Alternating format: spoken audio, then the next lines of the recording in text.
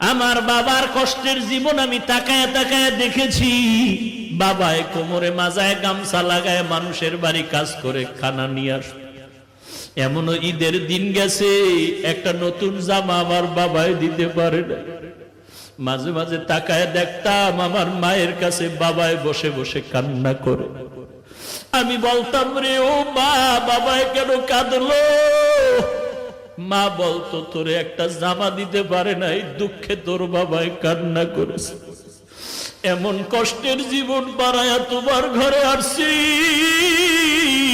জানির কারি সাহেব আজকে আল্লাহর কাছে দোয়া করে গেলেন, কিন্তু দেখে যেতে পারলেন না যে হাফিজুর রহমান কেমন হয়ে গেল।